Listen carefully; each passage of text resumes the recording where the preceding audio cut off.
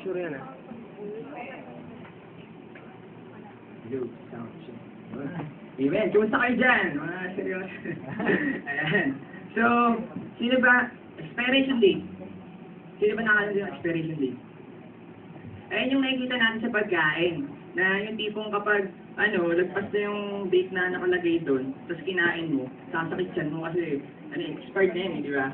So, kung i-relate natin siya sa atin, kung sa pagkain, expiration date sa atin, ang ginagamit yung term is death. Ano ba? Pero, sabi sa Hebrews, 9:27-28, three of these, yun. Just as man is destined to die once, and after that to face judgment, so Christ was sacrificed once to take away the sins of many people. And He will appear a second time, not to bear sin, but to bring salvation to those who are waiting for Him. So ano po ba dapat natin gawin? Hindi natin alam kailan expiration date na yun. We have to focus our mind for to the Lord and keep our mind for eternity. Tama po ba? May gusto kong quote eh. Ito yung quote niya. Let's aspire to inspire before we expire. Ayan po ba? Ayan. So, ang kakatay namin, ang title niya is My Savior, My God.